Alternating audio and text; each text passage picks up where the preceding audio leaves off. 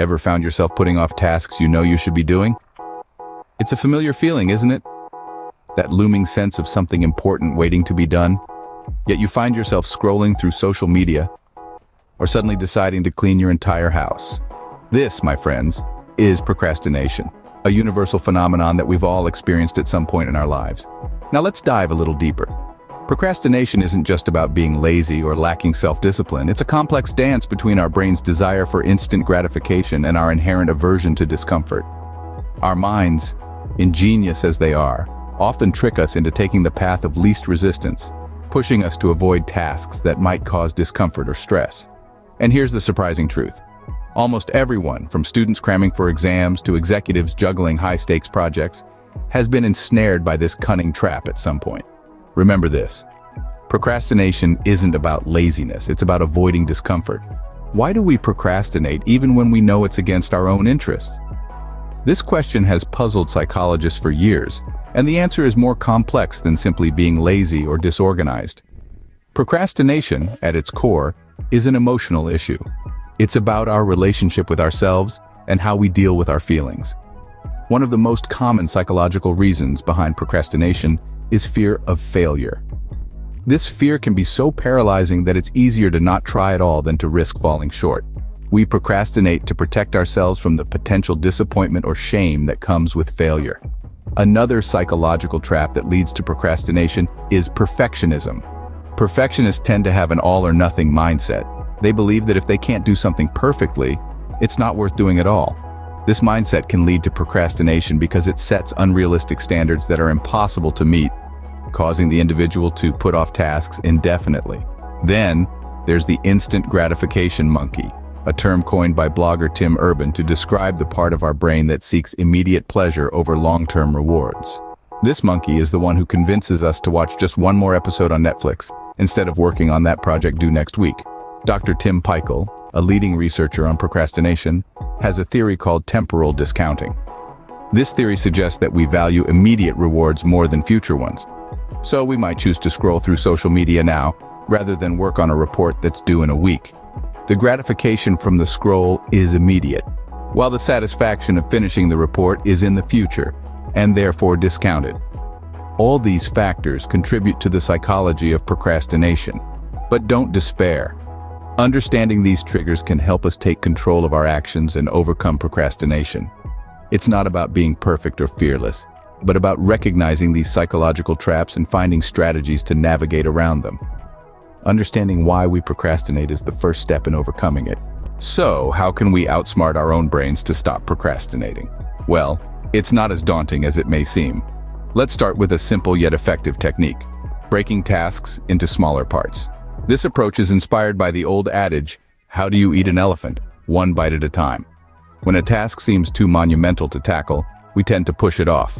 But by breaking it down into smaller, manageable tasks, it becomes less intimidating and more approachable. Next up, we have the Pomodoro technique, named after the Italian word for tomato. This method uses a timer to break work into intervals, traditionally 25 minutes in length, separated by short breaks. These intervals are known as pomodoros. The concept is simple: work with the time you have, not against it. This technique not only helps maintain focus, but also ensures you get regular breaks to recharge your brain. Another technique that deserves mention is the 2-minute rule by productivity expert David Allen. The rule is straightforward. If a task takes 2 minutes or less to complete, do it immediately. This way, small tasks won't pile up and become overwhelming. Lastly, don't forget to remove distractions. This might seem obvious, but in today's digital age, distractions are only a click away. Keep your workspace clean and eliminate potential distractions. This could mean turning off notifications on your phone or using apps that block distracting websites during your designated work time. All these techniques are tools in your arsenal to combat procrastination. You don't have to implement them all at once. Try them out, see what works best for you, and remember, it's okay to tweak them to suit your personal needs. Here's the thing: procrastination is a part of being human, but with the right techniques, we can keep it in check. Remember, the goal isn't to eliminate procrastination completely, but to manage it effectively.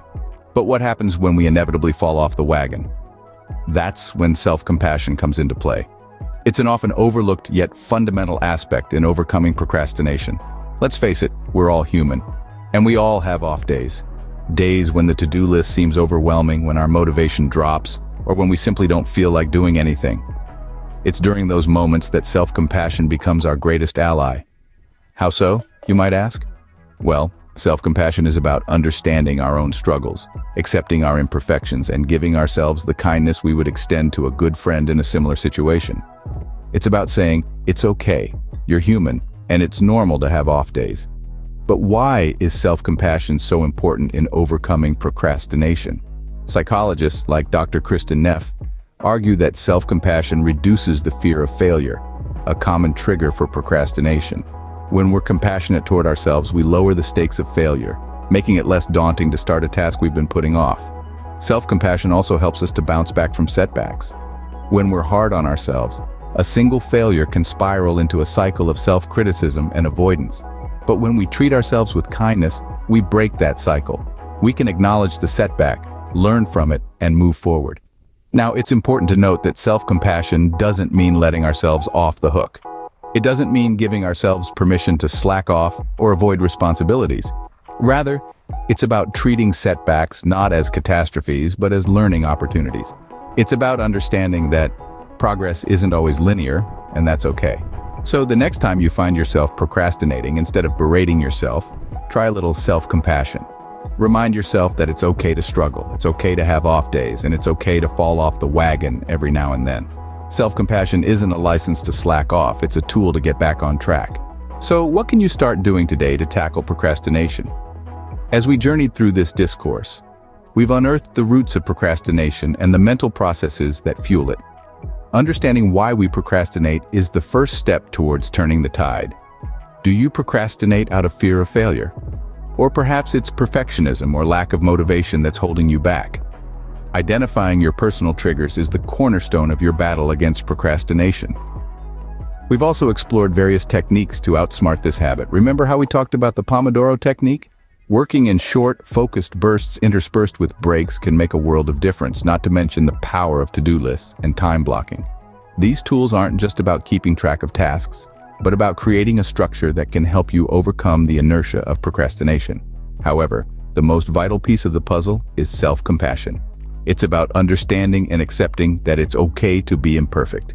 It's okay to fail. In fact, it's more than okay. It's a necessary part of growth. So, when you stumble, don't beat yourself up. Instead, offer yourself the same kindness and understanding you'd extend to a good friend. Now it's your turn to put these insights into action. Start small. Choose one task you've been putting off and tackle it using the techniques we've discussed. Remember, the goal isn't to eliminate procrastination overnight, but to gradually reduce its hold over your life. It's a process, and every small step counts. Incorporate self-compassion into your daily routine. It could be as simple as a daily affirmation or a moment of mindfulness. And don't forget to celebrate your victories, no matter how small they may seem. Each conquered task is a testament to your resilience and determination. Remember, overcoming procrastination is a journey, not a destination. Start today and be patient with yourself along the way.